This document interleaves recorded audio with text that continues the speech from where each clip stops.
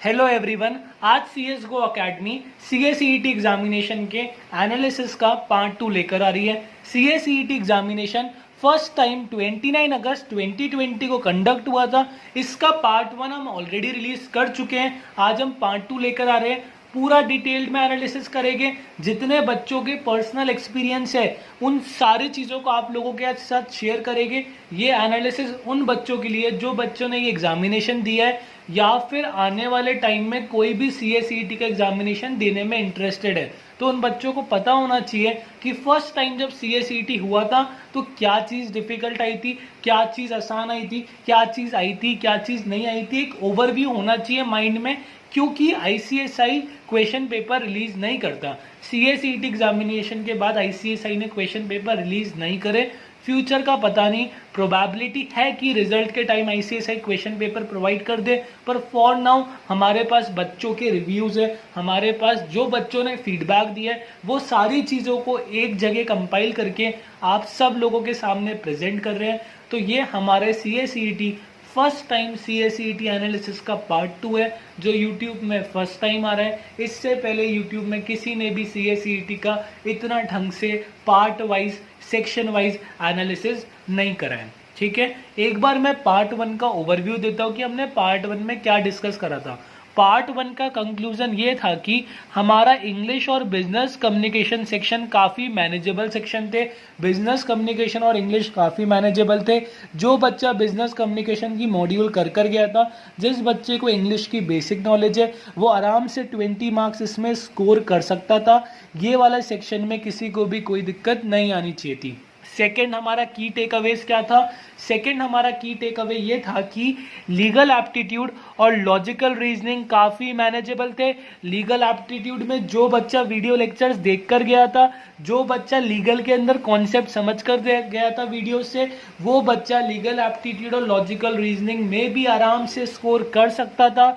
ये वाला सेक्शन भी काफ़ी इजी था, ये वाला सेक्शन भी मॉड्यूल से था, और सारी चीज़ें CACET में कॉन्सेप्ट पर पूछती है। रटने वाली चीज़ फर्स्ट CACET एग्जामिनेशन में नहीं पूछी गई। तो ये हमारा इन दोनों सेक्शन का कंक्लूजन था। पार्ट 1 का भी लिंक मैं नीचे डिस्क्रिप्शन में दे दूंगा, जिसको पार्ट 1 देखना है वो पार्ट 1 भी जाकर देख सकता है। ठीक है, आज हम बात करते हैं पार्ट 2 की। देखो, पार्ट 2 जो है उसमें हमने सेक्शन 3 और सेक्शन 4 कवर करा है। सेक्शन 3 में क्या आता है? इकोनॉमिक्स एंड बिजनेस एनवायरनमेंट आता है, और सेक्शन 4 में हमारा करंट अफेयर आता है। ये वाला जो पार्ट था, ये वाले जो 2 सेक्शन थे, ये इस CACET के सबसे ज़्यादा सिरदर्दी सेक्शन थे। सिरदर्दी इन द सेंस, इन्होंने बच्चों को काफ़ी परेशान करा है। इन दोनों सेक्शन की वजह से ही बच्चों का CACET क्लियर होगा या नहीं होगा ये डिसाइड होने वाला है। क्योंकि सेक्शन 1 और सेक्शन 2 तो मैनेजेबल थे, जिन बच्चों ने मेहनत करी थी। सेक्शन 3 डिसाइड करेगा कि अल्टीमेटली बच्चा CACET क्वालिफाई करता है या नहीं करता। एक बार मैं ये बताता हूँ कि सेक्शन 3 में क्या आया था। देखो, इकोनॉमिक्स एंड बिजनेस एनवायरनमेंट में सबसे पहले देखो डिमांड एंड सप्लाई में कैसे क्वेश्चन आए थे। क्वेश्चन पेपर नहीं है हमारे पास, पर बच्चों का जो फीडबैक है, अराउंड 200 प्लस बच्चों का हमने फीडबैक को कंपाइल करके इसमें ऐड करा है। तो काफ़ी मदद मिलने वाली है आने वाले सारे CACET के बैचेस को। ठीक है, सबसे पहला क्वेश्चन कैसे आया था डिमांड एंड सप्लाई के चैप्टर में से? वो बोलता है कि परफेक्ट कंपटीशन में कैसा प्रॉफिट होता है। नॉमिनल प्रॉफिट होता है, ज़्यादा प्रॉफिट होता है, या नॉर्मल प्रॉफिट होता है। ये वाली चीज़ हम चैप्टर 1 में डिस्कस कर चुके हैं। तो ये वाला काफ़ी डायरेक्ट क्वेश्चन था, इसमें किसी को कोई दिक्कत नहीं आनी चाहिए थी। सेकेंड क्वेश्चन क्या आया था? सेकेंड क्वेश्चन हम ये बोल सकते हैं कि अगर सप्लाई बढ़ जाती है, अगर सप्लाई बढ़ जाती है तो it would result in competition among. अगर सप्लाई बढ़ जाती है तो क्वेश्चन क्या था? इससे क्या होगा, इससे क्या होगा इमेजिन करो। अगर किसी की शॉप में सप्लाई बढ़ गई या किसी प्रोडक्ट की सप्लाई बढ़ गई, सप्लाई एकदम से बढ़ गई, उस दुकान में उस चीज़ की काफ़ी सारी क्वांटिटी में वो चीज़ उस दुकान पर है, तो वो दुकानदार क्या करेगा? वो उसकी रेट कम करके बेचने लग जाएगा। तो यही क्वेश्चन था। एग्जैक्ट क्वेश्चन हमें नहीं पता, पर क्वेश्चन का बेसिक क्रक्स यही था, अगर सप्लाई बढ़ जाएगी तो it would result in competition among, और फिर करके 4 ऑप्शन थे। तो इमेजिन करो अगर किसी शॉप में एक प्रोडक्ट की सप्लाई काफी ज्यादा बढ़ गई तो वो क्या करेगा, उस प्रोडक्ट को कम रेट में निकालने लग जाएगा क्योंकि क्वांटिटी उसकी शॉप में काफी ज्यादा हो गई उस चीज की।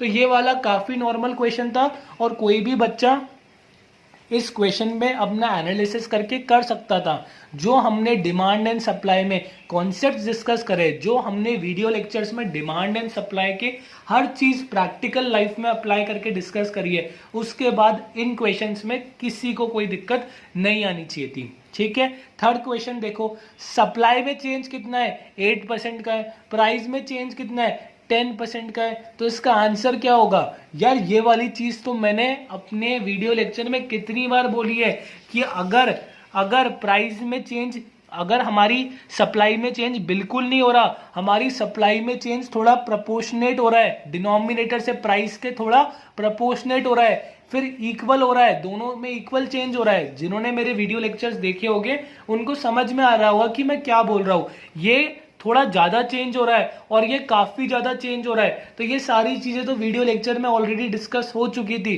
तो इसका आंसर क्या होगा, इसका आंसर हमारा होगा रिलेटिवली इनइलास्टिक होगा। तो ये वाली चीज भी मैं वीडियो लेक्चर में बता चुका था। कॉन्सेप्ट बेस्ड क्वेश्चन था, डायरेक्ट क्वेश्चन नहीं आया, डायरेक्ट डेफिनेशन से क्वेश्चन नहीं आया। उन लोगों ने डेफिनेशन के अंदर ही एक प्रैक्टिकल एग्जांपल को ऐड करा और फिर क्वेश्चन फ्रेम करा, तो कोई दिक्कत नहीं, ये वाला क्वेश्चन भी मैनेजेबल था।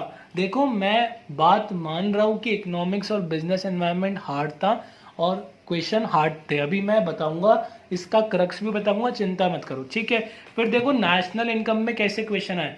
नेशनल इनकम में एक क्वेश्चन तो आएगी, रियल जीडीपी का एसेंशियल क्या है, मतलब रियल जीडीपी का फायदा क्या है, रियल जीडीपी में क्या चीज अपन कैलकुलेट करते हैं, क्या एक्चुअल चीज हमारे सामने आती है। तो रियल जीडीपी में हमें असली में, रियल जीडीपी में चेंज कब आता है, जब असली में जो प्रोडक्शन हो रहा है कंट्री में अगर उसमें चेंज आएगा तभी रियल जीडीपी में चेंज आएगा।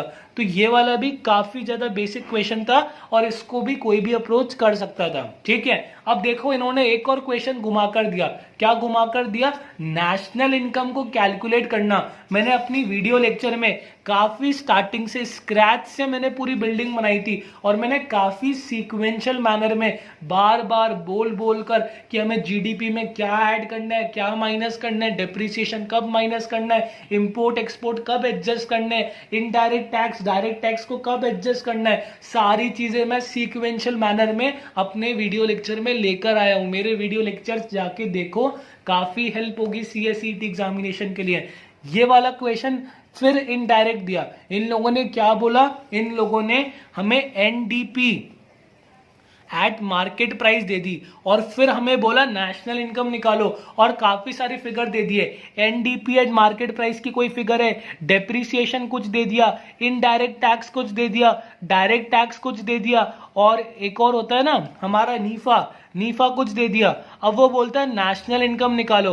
अब बताओ नेशनल इनकम हम कैसे निकालेंगे, अब बताओ नेशनल इनकम कैसे निकालोगे। ये सारी चीजें दे रखी है, सिंपल सी बात है। एनडीपी दे रखी है, एनडीपी को पहले तो एनएनपी में कन्वर्ट करो। एनएनपी में कन्वर्ट कैसे होता है, डी को एन में कन्वर्ट कैसे करते हैं, डी को एन में कन्वर्ट करने के लिए नीफा का माइनस कर दो। उसके बाद ये जो मार्केट प्राइस है इसको कन्वर्ट करो। इसको कन्वर्ट करने के लिए क्या करते हैं, इनडायरेक्ट को माइनस करते, सब्सिडी को ऐड करते। जो प्रोसेस मैंने नेशनल इनकम की वीडियो में बनाया है उसको फॉलो करो, जो मैंने नेशनल इनकम की वीडियो में बताया है उसको फॉलो करो। सबसे पहले डी को एन में कन्वर्ट करो। नेशनल इनकम होती क्या है, नेशनल इनकम हमारी एनएनपी एट फैक्टर कॉस्ट होती है। हमें क्या दे रखी है, हमें एनडीपी एट मार्केट प्राइस दे रखी है। मार्केट प्राइस को कन्वर्ट कैसे करेंगे, पहले इसको एनएनपी में लेकर जाएंगे, एनएनपी में ले जाने के लिए नीफा को माइनस करेंगे, उसके बाद हम इनडायरेक्ट टैक्स को माइनस करेंगे, फिर हम सब्सिडी को ऐड करेंगे। तभी मैंने वीडियो लेक्चर में हर चीज स्टार्टिंग से बताई है। डायरेक्ट फॉर्मूला रटोगे कुछ नहीं होगा, जब तक चीजों का कॉन्सेप्ट नहीं समझोगे तब तक चीजें लर्न नहीं होगी। तो ये वाला क्वेश्चन भी काफी इजी था। क्वेश्चन इनडायरेक्ट था, फिर बोल रहा हूं डायरेक्ट क्वेश्चन ये वाला था। डायरेक्ट क्वेश्चन परफेक्ट कंपटीशन वाला था और इसको भी हम डायरेक्ट क्वेश्चन कह सकते हैं। बाकी क्वेश्चंस में ट्विस्ट था, ठीक है, मैं मानता हूं ट्विस्ट था और ये वाला सेक्शन ही अल्टीमेटली हमारा डिसाइडिंग सेक्शन होगा कि क्या हम CACT पास करते हैं या नहीं करते हैं, ठीक है। उसके बाद देखो ये इंडियन यूनियन बजट जिसको CSGO अकेडमी ने एक वीडियो लेक्चर में कंप्लीट करा था, एक वीडियो लेक्चर में सारे कॉन्सेप्ट समझा दिए कि रेवेन्यू क्या होता है, रिसीव्ड क्या होता है, एक्सपेंडिचर क्या होता है, कंसोलिडेटेड फंड क्या होता है, कंटीजेंसी फंड क्या होता है। मतलब हमने इंडियन यूनियन बजट में सारी चीजें कवर करी थी। और इससे पता है कितने क्वेश्चन आए, जैसा बच्चों ने बोला इससे कम से कम 4 से लेके 5 क्वेश्चन आए थे। कभी तो वो रेवेन्यू एक्सपेंडिचर पूछते, कभी वो रेवेन्यू रिसीव्ड पूछते, कभी वो कैपिटल एक्सपेंडिचर पूछते, कभी वो कैपिटल रिसीव्ड पूछते, कभी वो कंसोलिडेटेड फंड पूछते। इस चैप्टर में से जो डायरेक्ट क्वेश्चन आए थे, जितने एग्जांपल्स हमने इंडियन यूनियन बजट के वीडियो के अंदर करे थे कि अगर मान लो कोई इनडायरेक्ट टैक्स कलेक्ट हो रहा है तो वो सारी चीजें किस में आती है, वो सारी चीजें कंसोलिडेटेड फंड में आती है। रेवेन्यू एक्सपेंडिचर के क्या एग्जांपल्स है, हमारे रिसीव्ड रेवेन्यू रिसीव्ड के क्या एग्जांपल है, कैपिटल एक्सपेंडिचर के क्या एग्जांपल है, कैपिटल रिसीव्ड के क्या एग्जांपल है।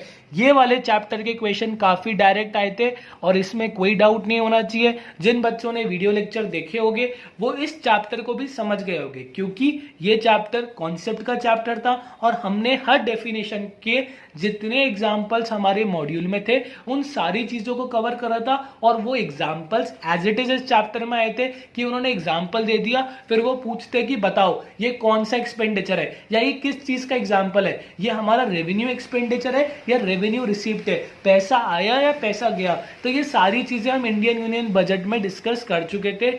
ये वाला सेक्शन मैनेजेबल था, इंडियन यूनियन बजट के क्वेश्चन मैनेजेबल थे।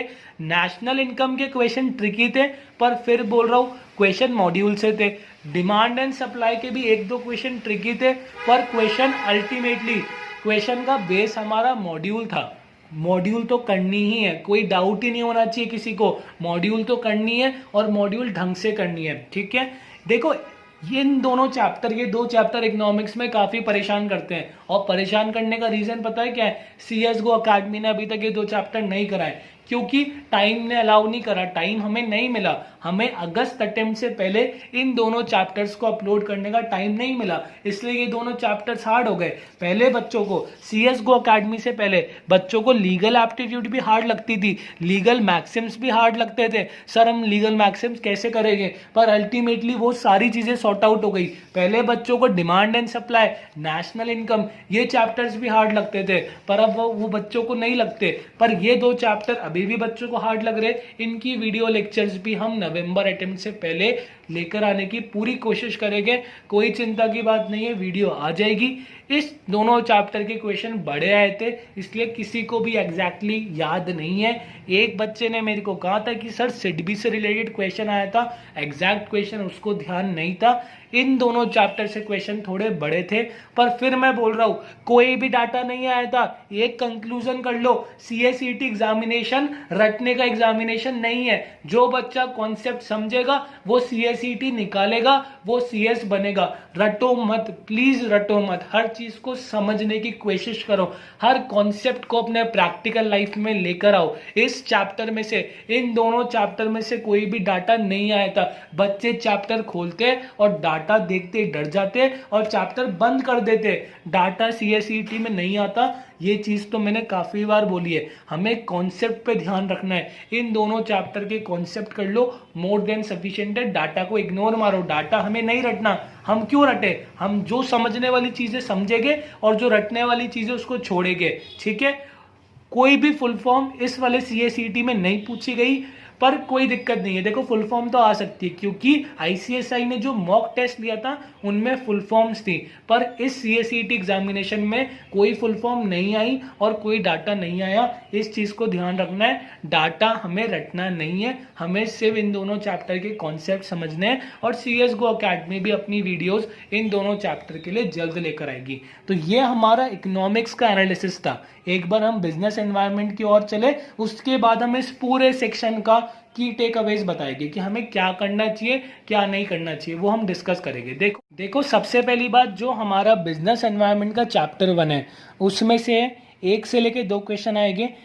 आए थे। हमारे जो फर्स्ट CACET एग्जामिनेशन हुआ था, फ्यूचर तो कोई भी प्रिडिक्ट नहीं कर सकता, हम एनालिसिस प्रोवाइड कर सकते हैं कि क्या सिचुएशन थी उन बच्चों की जिन्होंने फर्स्ट टाइम CACET एग्जामिनेशन दिया था। बॉटल नेक्स से रिलेटेड एक क्वेश्चन था और बाकी इस चैप्टर में से भी कोई क्वेश्चन खास नहीं आए थे। बिजनेस एनवायरनमेंट में से पता है कितने क्वेश्चन आए? बिजनेस एनवायरनमेंट में से 4 से लेके 5 क्वेश्चन आए थे हमारे। बिजनेस एनवायरनमेंट कितना इजी चैप्टर था। बिजनेस एनवायरनमेंट में सबसे पहले एक बात सुनो, कोई भी डाटा नहीं आया था। CSGO अकेडमी ने अपनी YouTube वीडियो के अंदर कहा था कि हमें डाटा नहीं करना, डाटा कौन पूछेगा और डाटा पूछ के क्या एग्जामिनर आपका ये चेक करेगा कि आप रट सकते हो या नहीं रट सकते हैं। तो डाटा कोई भी पेपर में नहीं आता, ठीक है, डाटा की चिंता मत करो। बिजनेस एनवायरनमेंट के क्वेश्चन काफी इजी थे और बिजनेस एनवायरनमेंट के क्वेश्चन मैनेजेबल थे। Types of environment, legal environment होता है, काफी सारे हमारे फैक्टर्स होते हैं, उन पर बेसिस पर क्वेश्चन आया था, उनके बेसिस पर काफी डायरेक्ट क्वेश्चन आया था। मैंने अपने यूट्यूब वीडियो के अंदर सारी केसेस को एक्सप्लेन करा था। मान लो अगर सुप्रीम कोर्ट ने किसी चीज पे बैन कर दिया तो वो किस तरीके से इन्फ्लुएंस करेगा, वो लीगल एनवायरनमेंट इन्फ्लुएंस करेगा। तो वो सारी चीजें मैंने टाइप्स ऑफ एनवायरनमेंट के अंदर अपने लेक्चर में बताई थी। जनरल और स्पेसिफिक फोर्सेस का भी मैंने बताया था।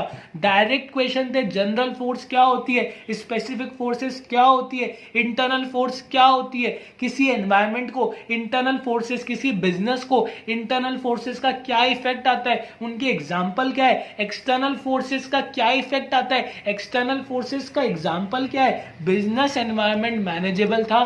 बिजनेस एनवायरनमेंट के सारे क्वेश्चन जो बच्चा बिजनेस एनवायरनमेंट समझ कर गया था वो कर सकता था।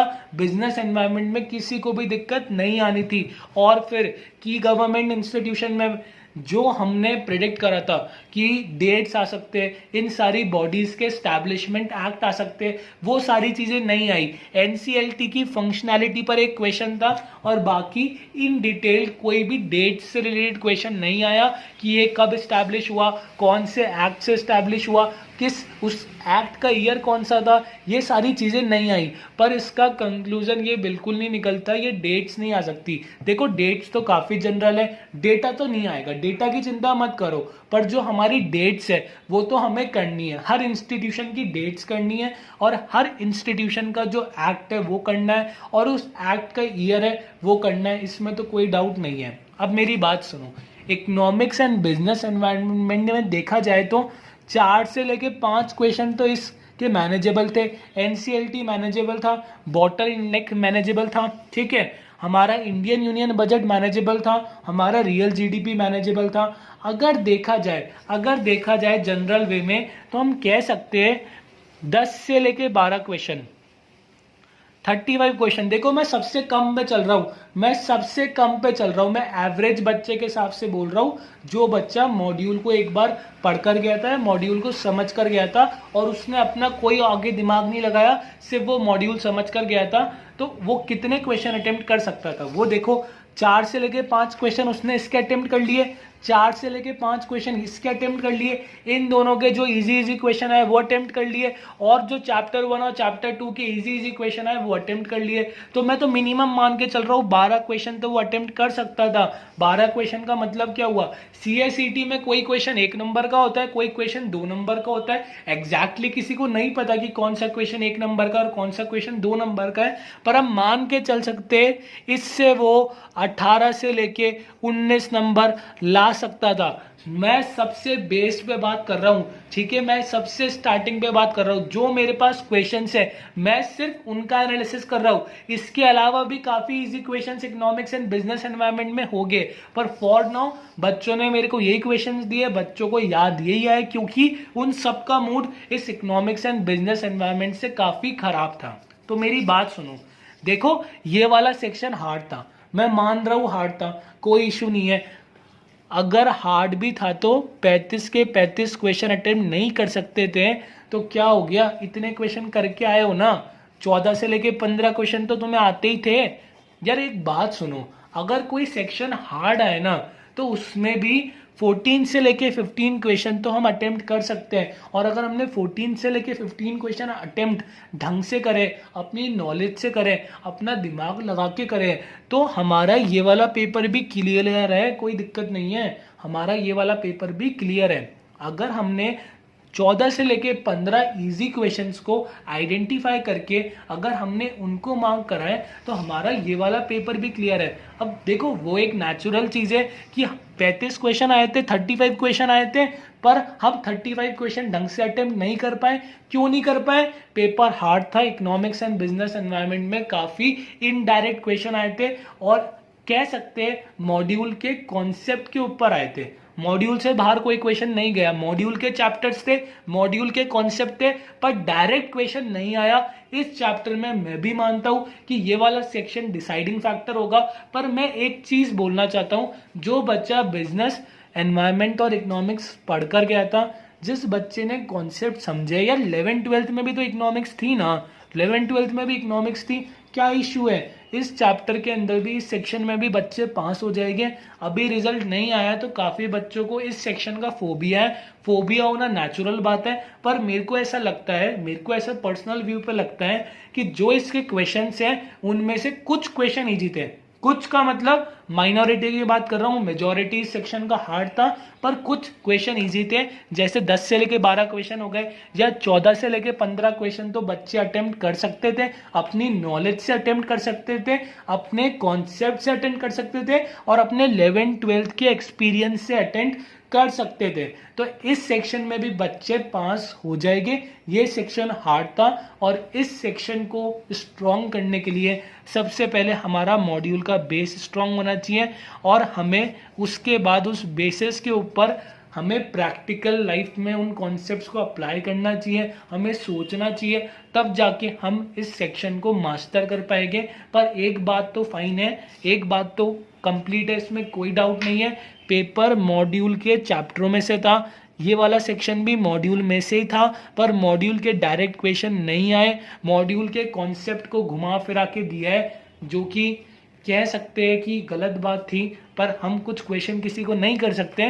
पर कोई दिक्कत नहीं है, जो बच्चा पढ़कर गया था वो 14 से लेके 15 क्वेश्चन उसने अटेम्प्ट करे होंगे और वो मिनिमम जो 20 नंबर की कंडीशन है वो फुलफिल कर जाएगा। चिंता मत करो यार, इतने क्वेश्चन तो मेरे सामने ही है, ये सारी चीजें तो अटेम्प्ट करनी है, ये सारी चीजें तो बेसिक है, इनमें तो डायरेक्ट एक ही बार में 10 सेकंड में अटेम्प्ट हो जाएगा। ये वाली चीज भी काफी बेसिक है, तो 10 क्वेश्चन तो मेरे सामने ही है, ठीक है।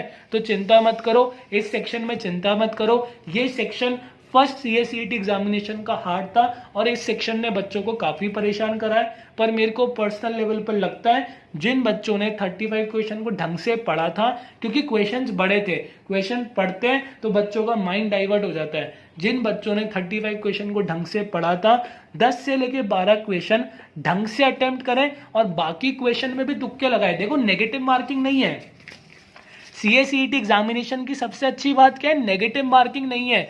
अगर आप चीज़ों को अप्रोक्सीमेट भी करते हो, यार एक चीज़ बताओ, 10 से लेके 12 क्वेश्चन मैंने ढंग से अटेम्प्ट करे, इसमें तो कोई डाउट नहीं है। देखो 35 क्वेश्चन में 10 से लेके 12 क्वेश्चन अटेम्प्ट कर सकते थे, इसका मतलब क्या हुआ, हमारे 18 नंबर आ गए, 18 मार्क्स में मिनिमम मान के चल रहा हूँ। जितने बाकी क्वेश्चन बचे, जितने बाकी 23 समथिंग क्वेश्चन बचे, उन क्वेश्चन में मैंने अप्रोक्सीमेट करा। क्या मेरा लक इतना गंदा है कि मेरे इन क्वेश्चन को अप्रोक्सीमेट करने के बाद 6 से लेके 7 मार्क्स भी नहीं आ सकते?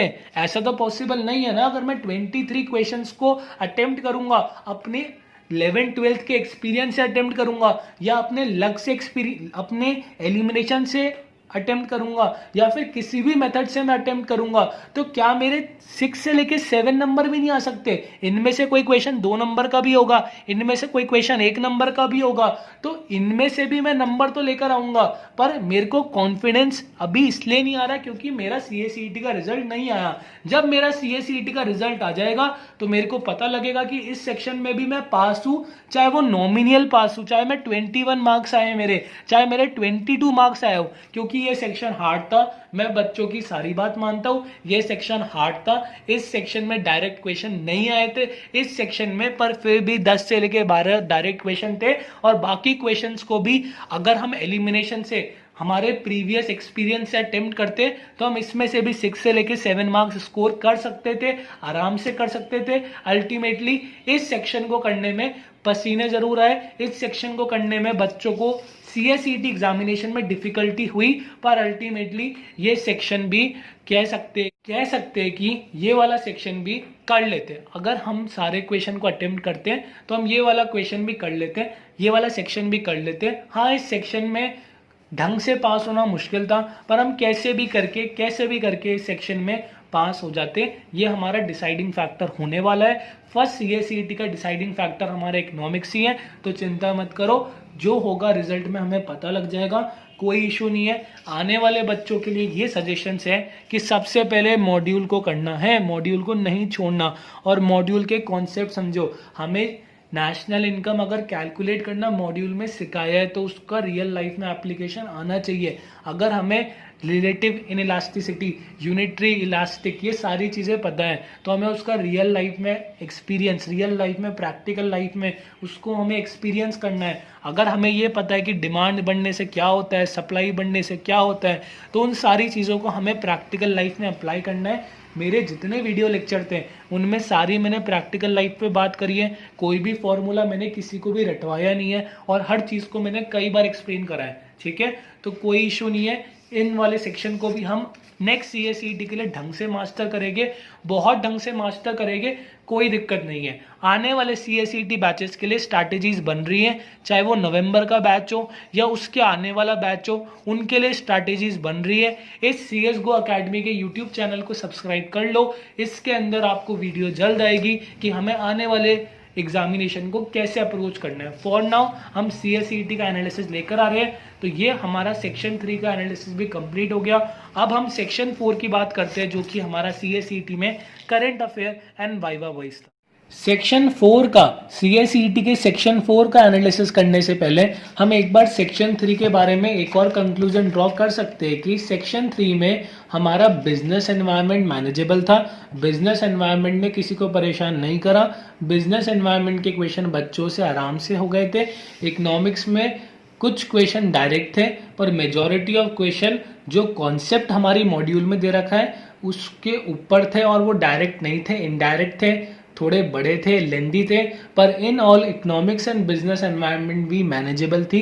सारे कॉन्सेप्ट मॉड्यूल से आए थे, बस क्वेश्चन डायरेक्ट नहीं आए थे, क्वेश्चन को थोड़ा घुमा फिरा के, हर कॉन्सेप्ट को घुमा फिरा के दिया था। पर अल्टीमेटली जो बच्चा पढ़कर गया था उसके लिए 20 मार्क्स स्कोर करना थोड़ा मुश्किल था, पर मैनेजेबल था, 20 मार्क्स स्कोर कर सकता था। बाकी क्वेश्चंस इस मॉड्यूल के, इस सेक्शन के हार्ड थे, ठीक है। अब हम बात करते हैं सेक्शन 4 की। सेक्शन 4 है current affair and viva voice. देखो, वाइवा वॉइस के बारे में पिछली बार जब हमारा फर्स्ट टाइम CSET एग्जामिनेशन हुआ था तो ये पीरियड कोरोना वायरस का था, तो सब बच्चों को घर से एग्जामिनेशन देना था। तो फर्स्ट CSET एग्जामिनेशन घर से हुआ था। घर से होने के कारण जो वाइवा वॉइस का कंसेप्ट था उसको टेम्पररी तौर पे रिप्लेस कर दिया था प्रेजेंटेशन एंड कम्युनिकेशन स्किल्स के MCQ से। फर्स्ट टाइम CSET घर पे हुआ था और घर पे वाइवा वॉइस लेना प्रैक्टिकली पॉसिबल नहीं था, इसलिए ICSI ने फर्स्ट CSET के लिए, सिर्फ फर्स्ट CSET के लिए वाइवा वॉइस को प्रेजेंटेशन एंड कम्युनिकेशन स्किल्स के MCQ से रिप्लेस कर दिया था। तो फर्स्ट CSET में वाइवा वॉइस नहीं था, सिर्फ हमारे प्रेजेंटेशन एंड कम्युनिकेशन स्किल्स के क्वेश्चन थे, ठीक है। अब करंट अफेयर कितने, करंट अफेयर का क्या सीन है सर, करंट अफेयर से काफी डर लग रहा है, करंट अफेयर का क्या करना है क्या नहीं करना, इसके बारे में बात करते हैं। देखो, करंट अफेयर का वेटेज कितना है, 20 मार्क्स का करंट अफेयर का वेटेज है हमारे ICSI के अंदर। सबसे पहले तो करंट अफेयर के अलावा जितने सेक्शन है ना उनको तैयार कर लो, करंट अफेयर बाद में करना, पहले बाकी सेक्शन तैयार करो। करंट अफेयर का वेटेज 20 मार्क्स का है, तो करंट अफेयर पहले करोगे तो काफी डिमोटिवेट होगे, इसलिए करंट अफेयर अभी मत करो, पहले बाकी सेक्शन तैयार करो, बाकी कॉन्सेप्ट तैयार करो। अब करंट अफेयर में क्या चीज है, करंट अफेयर में देखो 2 पार्ट है, एक जो ICSI ने रेफरेंस मॉड्यूल दिए, एक जो जनरल नॉलेज है, जो जनरल हमारे सराउंडिंग्स में हो रहा है उनके बारे में करंट अफेयर है। तो जब फर्स्ट टाइम CSET एग्जामिनेशन हुआ था तो मॉड्यूल से क्वेश्चन काफी कम आए थे, मॉड्यूल से कह सकते हैं कि 3 क्वेश्चन आए थे। एक तो G20 समिट के बारे में पूछा था, G20 समिट 2020 कहाँ हुई थी, ये हमारे मॉड्यूल का चैप्टर 1 है। मिनिस्टर ऑफ एक्सटर्नल अफेयर्स का नाम पूछा था, S जयशंकर, ये भी मॉड्यूल से क्वेश्चन है। और IMF के हेड का नाम पूछा था, ये भी हमारा मॉड्यूल से क्वेश्चन था। इन ऑल हम कह सकते हैं ICSI के स्टडी मटेरियल से कोई क्वेश्चन 1 नंबर का था, कोई क्वेश्चन 2 नंबर का था। इन ऑल हम कह सकते हैं 5 मार्क्स के क्वेश्चन आईसीएसआई के मॉड्यूल से आए थे। तो अभी तक क्या बात हुई, 5 मार्क्स का आया आईसीएसआई की स्टडी मटेरियल से और रेस्ट आया हमारे करंट न्यूज से, जो करंट इवेंट्स हो रहे थे उन सबसे क्वेश्चन आए। तो हम कह सकते हैं 15 मार्क्स के क्वेश्चन हमारे जो करंट इवेंट्स थे उनमें से आए। अब सर हम इसकी प्रिपरेशन कैसे करें? देखो, इस बार फर्स्ट टाइम जब सीएसईटी एग्जामिनेशन हुआ था तो मॉड्यूल से 5 मार्क्स का आया। मॉड्यूल हमारी बेस है, मॉड्यूल को करने के बाद हमें इंटरनेशनल बॉडीज, नेशनल बॉडीज और जितने जनरल इवेंट्स है उनके बारे में पता लगता है। अगर हम मॉड्यूल नहीं करेंगे हमें पता ही नहीं होगा G20 क्या चीज है, G7 क्या चीज है, सार्क क्या चीज है, एशियन क्या चीज है। और अगर हम मॉड्यूल डायरेक्टली करने बैठेंगे हमें कुछ समझ में नहीं आएगा। इसलिए मैंने जो चैप्टर 1 था, चैप्टर 1 मॉड्यूल का सबसे बड़ा चैप्टर है, 42 पेज का चैप्टर था, उसकी मैंने 2 वीडियो बनाई और वो वीडियो इतनी ज्यादा इफेक्टिव थी कि बच्चों को बेस बन गया, बच्चों को एशियन समझ में आ गया, बच्चों को सार्क समझ में आ गया, बच्चों को G7 का कॉन्सेप्ट समझ में आ गया, बच्चों को G20 का कॉन्सेप्ट समझ में आ गया। करेंट अफेयर भी कॉन्सेप्ट पर बेस्ड है, चीजों को कनेक्ट करना आना चाहिए। इन करेंट अफेयर की वीडियो लेक्चर्स को देखना है, क्योंकि बिना मॉड्यूल करे हम कोई भी सोर्स नहीं कर सकते। मॉड्यूल हमारी बेस है, मॉड्यूल में 4 चैप्टर है, उसमें से फर्स्ट चैप्टर सबसे बड़ा था, 42 पेज का था और काफी ज्यादा लेंथी था, उसमें काफी सारी चीजें हैं जो नहीं करनी। और अगर आप डायरेक्ट उसको करने बैठोगे तो कॉन्फिडेंस कम होगा, इतनी सारी चीजें देख के घबरा जाओगे और अल्टीमेटली आप कुछ भी नहीं करके जाओगे। इसलिए मैंने मॉड्यूल का चैप्टर 1 अपलोड बहुत पहले कर दिया था और आने वाले टाइम में तीनों चैप्टर अपलोड हो जाएंगे। तो आईसीएसआई की स्टडी मटेरियल तो बेस है, इस बेस को करना ही है चाहे कुछ भी हो जाए, ठीक है। इस बेस को इग्नोर नहीं मारना। इस बार 5 क्वेश्चन आए, 5 मार्क्स के क्वेश्चन आए। अगली बार अगर आईसीएसआई के स्टडी मटेरियल से मेजॉरिटी में क्वेश्चन आ जाए तो कुछ नहीं कह सकते, हमें हर सिचुएशन के लिए तैयार रहना है। करंट अफेयर की वीडियोस लेंथी नहीं है, 2 वीडियो के अंदर 42 पेज का चैप्टर कंप्लीट हो गया, सारे कॉन्सेप्ट डिस्कस कर दिए और काफी इंटरेस्टिंग वे में डिस्कस करें। करंट अफेयर एक ऐसी चीज है, इवेंट्स को कनेक्ट करना आना चाहिए। अगर कहीं पर डोनाल्ड ट्रंप की बात आएगी जो अमेरिका के प्रेसिडेंट है, तो वहां पर यह बात भी आएगी कि जब इंडिया के प्राइम मिनिस्टर अमेरिका गए थे तो कौन सा इवेंट हुआ था, किस इवेंट को उन्होंने एड्रेस करा था। और जब डोनाल्ड ट्रंप अभी अमेरिका आए थे तो कौन से इवेंट को डोनाल्ड ट्रंप ने एड्रेस करा था और वो इवेंट किस स्टेडियम में हुआ था। करंट अफेयर के अंदर हमें चीजों को कनेक्ट करना आना चाहिए और कनेक्ट हम तभी कर पाएंगे जब हम वीडियो लेक्चर्स देखेंगे। करंट अफेयर की मॉड्यूल की सारी वीडियो जल्द आ जाएगी। फॉर नाउ चैप्टर 1 हमारे CSGO अकेडमी के यूट्यूब चैनल पे प्लेलिस्ट पर अवेलेबल है, इस चैनल को सब्सक्राइब कर लो। करंट अफेयर में भी काफी मदद करेगा। करंट अफेयर में सबसे इंपॉर्टेंट चीजें हमें ये पता होना चाहिए क्या पढ़ना है और क्या नहीं पढ़ना, ठीक है। करंट अफेयर एक ओशन है, समझ रहे हो, एक बहुत बड़ा ओशन है। करंट अफेयर के ओशन को सीधा डुबकी मार दोगे तो डूब जाओगे, उसको तैर के पार करना प्रैक्टिकली पॉसिबल नहीं है। करंट अफेयर में हमें स्मार्ट स्टडी करनी है। करंट अफेयर ये नहीं है कि हम रोज की डेली न्यूज, रोज का हम कोई वेबसाइट खोले और उसके रोज के हम टॉप 50 करंट अफेयर अपनी नोटबुक में लिखे। रोज अगर 50 करंट अफेयर लिखोगे तो सीएसईटी एग्जामिनेशन कितने करंट अफेयर हो जाएंगे और क्या तुम उन करंट अफेयर को रिवाइज कर सकते हो? ये सारी चीजों को सोचना, उसके बाद करंट अफेयर के सेक्शन को अप्रोच करना। करंट अफेयर में सिर्फ हमें रोज की टॉप 1 न्यूज पता होनी चाहिए, रोज क्या हुआ, क्या इंपॉर्टेंट हुआ और इंपॉर्टेंट अनइंपॉर्टेंट आ जाएगा, सीख जाओगे, कोई चिंता की बात नहीं है। जब मैं रिमेनिंग की 3 और वीडियोस हमारी स्टडी मटेरियल की डाल दूंगा तो क्या चीज इंपॉर्टेंट होती है, क्या चीज इंपॉर्टेंट नहीं होती, ये सीख जाओगे। करंट अफेयर एक ओशन है, इस ओशन के अंदर अगर सीधा जाओगे तो तैर कर, स्विम कर कर पार नहीं कर सकते। करंट अफेयर की कोई लिमिट नहीं है, करंट अफेयर की कोई भी लिमिट नहीं है। करंट अफेयर में काफी स्मार्ट वे में काम करना पड़ेगा, तभी करंट अफेयर का सेक्शन टैकल होगा। सबसे पहले स्टडी मटेरियल करना पड़ेगा। स्टडी मटेरियल को करने के 2 सोर्स है, या तो अपने आप कर लो या फिर मैंने 2 वीडियो लेक्चर डाली है उनसे स्टडी मटेरियल कर लो, उससे चैप्टर 1 कर लो, उससे 42 पेज कर लो, उससे अपने कॉन्सेप्ट समझ लो, उनसे इंटरनेशनल नेशनल बॉडीज का कॉन्सेप्ट समझ लो और उसके बाद उनसे रिलेटेड क्वेश्चंस करो। जैसे एक क्वेश्चन बताओ, करंट न्यूज में क्या आया? करंट न्यूज में एक क्वेश्चन सार्क का आया था। सार्क हमारी बॉडी गिवन है, और सार्क के साथ कोविड को टैकल करने का इनिशिएटिव किस कंट्री ने करा था? इसका आंसर था इंडिया। तो ये वाला भी मैं कह सकता हूं ये आईसीएसआई की मॉड्यूल से था। क्यों था? क्योंकि सार्क के बारे में आईसीएसआई की मॉड्यूल में गिवन है।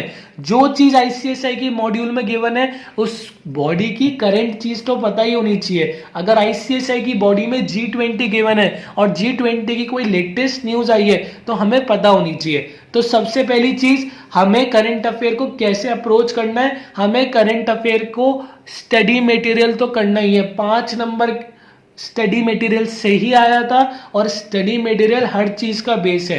अगर हमें G20 की फॉर्मेशन नहीं पता होगी, अगर हमें G20 की हिस्ट्री नहीं पता होगी, अगर हमें G20 का डिक्लेरेशन नहीं पता होगा, तो फिर हम आगे कैसे जाएंगे? बिल्डिंग के लिए फाउंडेशन काफी जरूरी है, और फाउंडेशन आपको आईसीएसआई की स्टडी मटेरियल देगी। और आईसीएसआई का स्टडी मटेरियल को हमने काफी ढंग से डिकोड कर रखा है। पूरे YouTube में आईसीएसआई के स्टडी मटेरियल का इतने ढंग से एक्सप्लेनेशन नहीं मिल सकता, क्योंकि करंट अफेयर में चीजों को कनेक्ट करना आना चाहिए। और मैं कह सकता हूं कि मेरे पास इतनी नॉलेज है कि मैं करंट अफेयर को कनेक्ट कर सकूं, क्योंकि मैं करंट अफेयर काफी टाइम से पढ़ रहा हूं। जिन बच्चों को पता होगा कि जैसे कोई न्यूज आती है मेरे व्हाट्सएप स्टेटस पे वो न्यूज सबसे पहले आ जाती है। क्यों आ जाती है? क्योंकि मैं काफी टाइम से खूब सारी एप्लीकेशंस, खूब सारे न्यूज़पेपर, उन सबको मैं रीड करता हूं। इसलिए करंट अफेयर को मैंने बहुत ढंग से एक्सप्लेन कर रखा है, बहुत ढंग से मैंने कनेक्ट कर रखा है। कोई बात नहीं, आपको भी ये सारी चीजें आ जाएगी। करंट अफेयर के रिगार्डिंग एक सेपरेट डेडिकेटेड वीडियो बनेगी। फॉर नाउ हम इसका एनालिसिस देख रहे हैं, और एनालिसिस में हमें ये पता लग रहा है कि फर्स्ट सीएसईटी में 5 मार्क समथिंग का करंट अफेयर की मॉड्यूल से आया था। मॉड्यूल हम स्किप नहीं कर सकते, मॉड्यूल बेस है, मॉड्यूल हमारी फाउंडेशन है, और मॉड्यूल से हमें काफी सारी चीजों के बारे में पता लगेगा। करंट अफेयर हम ऐसे भी अप्रोच नहीं करना कि हम डेली के 50 करंट अफेयर अपनी कॉपी में लिखे, वो सारी चीजें प्रैक्टिकली पॉसिबल नहीं है। रोज का एक सबसे इंपॉर्टेंट करंट अफेयर लिखना है। उन सब की भी मैं स्ट्रैटेजीज जल्द देकर आऊंगा, और कोशिश करूंगा ये सारा काम भी मैं करके आपको कंपाइल करके दे दूं, जिससे कि आप लोगों को कोई दिक्कत नहीं है। ठीक है, तो इस चैनल को सब्सक्राइब करना। जल्द मैं नवंबर वाले बच्चों के लिए स्ट्रैटेजीज लेकर आऊंगा। जल्द नवंबर की वीडियो आएगी जिसमें मैं सारी चीजें क्लियर करूंगा कि हमें कैसे अप्रोच करना है। ठीक है, अब करंट न्यूज में देखो क्वेश्चन कैसे है। करंट न्यूज में क्वेश्चन ऐसे आए कि चीफ जस्टिस ऑफ इंडिया, ऐसे कौन से चीफ जस्टिस ऑफ इंडिया जिनको राज्यसभा में सीट मिली थी? काफी जनरल क्वेश्चन था। रंजन गोगोई को जैसे ही वो चीफ जस्टिस ऑफ इंडिया के अपनी पोजीशन से रिटायर हुए, उनको राज्यसभा की सीट मिल गई। इस पे काफी कंट्रोवर्सी हुई थी, काफी ज्यादा कंट्रोवर्सी हुई थी। क्यों chief justice of India retire होने के बाद क्यों इनको सीट मिली? क्यों इनको सीट मिली? क्या इन्होंने बहुत बड़े बड़े डिसीजन दिए थे इसलिए इनको सीट मिली? तो काफी सारी कंट्रोवर्सी इस टॉपिक पर हुई थी। ये तो काफी ज्यादा जनरल क्वेश्चन था। सेकंड क्वेश्चन देखो, सेकंड क्वेश्चन क्या आया? दिल्ली सीएम ने दिल्ली के अंदर कोरोना वायरस को टैकल करने के लिए कौन सा ऑपरेशन चलाया? अगर आप न्यूज देखते होगे, अगर आपको पता होगा, दिल्ली में एक टाइम में काफी ज्यादा हालत खराब हो गई थी। उसको टैकल करने के लिए चीफ मिनिस्टर ने ऑपरेशन शील्ड चलाया था। ये भी काफी जनरल क्वेश्चन था। देख रहे हो, इन डिटेल करंट अफेयर में कभी नहीं आता। करंट अफेयर में ऊपर ऊपर से न्यूज आती है। हम यूपीएससी नहीं कर रहे जो हमें डेली के 50-100 करंट अफेयर लिखने हैं। हमें डेली का टॉप 1 करंट अफेयर लिखना है, अगर वो इंपॉर्टेंट हो। अगर वो इंपॉर्टेंट नहीं है तो हमें करंट अफेयर में कुछ नहीं करना। हमें रोज की सबसे ज्यादा इंपॉर्टेंट न्यूज पता होनी चाहिए। अब इंपॉर्टेंट क्या होती है, अनइंपॉर्टेंट क्या होती है, इसके लिए मैं एक वीडियो लेक्चर लेकर आऊंगा, उससे आपको सारी चीजें क्लियर हो जाएगी। तो ये वाला क्वेश्चन भी मैनेजेबल था। जो बच्चों ने करंट अफेयर कर रखे होंगे उनको आता होगा। ये दोनों क्वेश्चन में काफी कंट्रोवर्सी हुई थी। और न्यूज़पेपर पढ़ो, देखो न्यूज़पेपर पढ़ो, इन शॉर्ट्स एप्लीकेशन डाउनलोड कर लो। मतलब दुनिया में बड़ी बड़ी चीजें क्या हो रही है वो पता होनी चाहिए। अभी जापान के प्राइम मिनिस्टर ने रेजिग्नेशन दे दिया, बहुत बड़ी न्यूज है। कितने अच्छे इंडिया के जापान के साथ रिलेशनशिप है। अगर उनके प्राइम मिनिस्टर, जो लॉन्गेस्ट सर्विंग प्राइम मिनिस्टर है, उन्होंने रेजिग्नेशन दे दिया, तो किस हेल्थ डिसीज के कारण, क्या उनको प्रॉब्लम थी कि उन्होंने रेजिग्नेशन दे दिया? ये काफी बड़ी न्यूज हो जाती है। अगर रशिया ने कोरोना वायरस के लिए वैक्सीन बनाई, सबसे पहले वर्ल्ड में रशिया आगे चल रहा और उन्होंने वैक्सीन का रजिस्ट्रेशन करवा लिया, तो उस वैक्सीन का नाम क्या है, ये इंपॉर्टेंट न्यूज होती है। ऐसी इंपॉर्टेंट न्यूज जिससे पूरी दुनिया को फर्क पड़ता हो, वो ही इंपॉर्टेंट न्यूज की कैटेगरी में आती है। ठीक है, सीईओ ऑफ अल्फाबेट, ये काफी टेक्निकल क्वेश्चन कह सकते हैं, क्योंकि काफी बच्चों को ये नहीं पता कि अल्फाबेट गूगल की पेरेंट कंपनी है। अल्फाबेट गूगल की पेरेंट कंपनी है, तो गूगल के सीईओ सुंदर पिचाई है जो कि इंडियन है, तो अल्फाबेट के भी सीईओ सुंदर पिचाई हुई। ये वाला क्वेश्चन मैं मान सकता हूं, ये हमारी नॉलेज से आता है, ये हमारी रीड करने से आता। चेयरमैन ऑफ एएमएफआई नीलेश, ये वाला क्वेश्चन भी मैं मान सकता हूं कि ये ज्यादा मतलब पॉपुलर क्वेश्चन नहीं था, ये इन डिटेल्ड क्वेश्चन था। कुछ क्वेश्चन इन डिटेल्ड होते हैं पर मैक्सिमम तो नहीं होते ना। अब एक क्वेश्चन ये था कि किस कंपनी ने 1 ट्रिलियन कंपनी का स्टेटस नहीं एक्वायर करा अभी तक, तो फेसबुक ने नहीं करा। और इसके अलावा जो कंपनीज थी वो काफी बड़ी बड़ी कंपनीज थी, गूगल थी और 2-3 कंपनी थी, तो ये वाला क्वेश्चन भी कह सकते हैं मैनेजेबल था। ठीक है, अंडरग्राउंड वाटर मेट्रो प्रोजेक्ट, ये वाला क्वेश्चन तो काफी जगह रिपीट हुआ। आई थिंक ये क्वेश्चन मॉक में भी था कि underground water metro project India में कहां पर फर्स्ट टाइम लॉन्च होगा या फर्स्ट टाइम अंडर कंस्ट्रक्शन है, इसका आंसर कोलकाता था। ये वाला भी मैनेजेबल था। सार्क वाला भी काफी मैनेजेबल था, न्यूज़पेपर में, न्यूज चैनल्स पे ये काफी दिन तक रहा था। अब अयोध्या डिस्प्यूट पर क्वेश्चन आया, यार ये वाले क्वेश्चन तो हमें पता होने चाहिए ना, ये सारे क्वेश्चन तो इतने ज्यादा मोस्ट पॉपुलर क्वेश्चन है। जो क्वेश्चन 3 से लेकर 4 दिन लगातार न्यूज़पेपर में आ रहा है, वो क्वेश्चन अपने आप ही इंपॉर्टेंट हो जाता है। इसके ऑप्शंस काफी सारे अलग अलग थे कि जम्मू कश्मीर पे दिया, सिटीजनशिप पे दिया। अरे जम्मू कश्मीर पे तो 1 साल पहले ही दे दिया था, सिटीजनशिप पे इन्होंने कोई डिसीजन नहीं दिया, तो ऑब्वियस सी बात है कि लेटेस्ट डिसीजन अयोध्या डिस्प्यूट पर ही आया था। ठीक है, तो ये वाला क्वेश्चन भी मैनेजेबल था। और ये बैंक का मर्जर हुआ, यार ये वाला क्वेश्चन भी कितने टाइम तक पेपर में रहा था। तो मेरी बात सुनो, करंट अफेयर का सेक्शन हार्ड बोल सकते हैं, पर करंट अफेयर में कुछ क्वेश्चन फिर से मैं बोल रहा हूँ इजी थे। ये वाला क्वेश्चन इजी था, ये वाला क्वेश्चन इजी था, ये वाला क्वेश्चन इजी था, ये 2 हार्ड कह सकते हैं। ये वाला क्वेश्चन इजी था, ये वाला क्वेश्चन इजी था, और ये वाला क्वेश्चन मॉड्यूल से थे। बाकी हमारे पास और क्वेश्चन नहीं है, क्योंकि बच्चों ने क्वेश्चन दिए है, हमें आईसीएसआई ने क्वेश्चन प्रोवाइड नहीं करे अभी तक। अगर फर्दर फ्यूचर में प्रोवाइड करेगी तो इस चैनल पे उसका एनालिसिस भी आ जाएगा, तो चैनल को सब्सक्राइब कर लेना। ठीक है, वाइवा वॉइस मैनेजेबल था, वाइवा वॉइस काफी इजी था, क्योंकि viva voice presentation and communication skill से रिप्लेस हो गया था। इसका एनालिसिस करने का कोई सेंस नहीं है, क्योंकि हमें फ्यूचर में तो वाइवा वॉइस ही देना है। ये तो टेम्पररी तौर पे रिप्लेस हुआ था। इसके क्वेश्चन काफी इजी थे। इसके क्वेश्चन वैसे ही थे कि अगर आप ऑडियंस हो तो आपको ढंग से जो सामने बातचीत कर रहा है उसकी बात सुननी चाहिए। अगर आप स्पीकर हो किसी असेंबली के अंदर, अगर आप कुछ बोल रहे हो तो आपको क्या चीज़ों का ध्यान रखना चाहिए, क्या चीज़ों का ध्यान नहीं रखना चाहिए। अगर आप कोई प्रेजेंटेशन दे रहे हो तो आपको किसकी आइज में देखकर प्रेजेंटेशन देनी चाहिए। तो ये सारी चीज़ें काफ़ी जनरल आई थी। इसका एनालिसिस का कोई सेंस नहीं है, क्योंकि ये वाला मैनेजेबल था।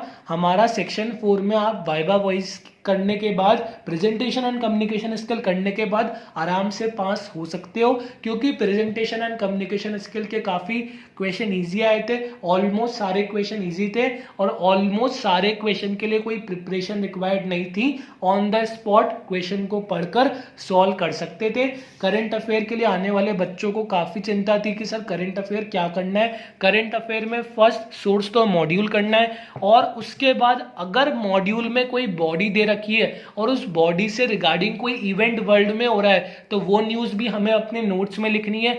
और टॉप 1 न्यूज, रोज की एक सबसे बड़ी खबर जो कम से कम 3-4 दिन पेपर में आई हो, जो कम से कम काफी सारे न्यूज चैनल्स ने कवर करी हो, उन न्यूज को हमें करना है। इन डिटेल हमें करंट अफेयर की स्टडी नहीं करनी, क्योंकि हमें यूपीएससी नहीं देना। यूपीएससी वाले बच्चे रोज 10-10, 12-12 पेपर पढ़ते, रोज 3-3, 4-4 वेबसाइट्स रेफर करते, डेली के 150-200 करंट अफेयर बनाते हैं। हमें यूपीएससी नहीं देना, हमें सीएसईटी एग्जामिनेशन देना है, इसलिए हमें इसको इसको स्मार्ट वे में टैकल करना है, और स्मार्ट वे में टैकल करने का यही है कि रोज डेली के ओनली वन करंट अफेयर जो सबसे ज्यादा इंपॉर्टेंट हो तो ही लिखना है, वरना जबरदस्ती नहीं लिखना, ठीक है। ऐसा करने से हमारे पास मंथ के टॉप 15 टॉप 20 करंट अफेयर आएंगे, हमें सिर्फ इतना ही करना है। इस बार नवंबर अटेम्प्ट वालों के लिए मैं कोशिश करूंगा कि हर चीज अपने ग्रुप में प्रोवाइड करूं।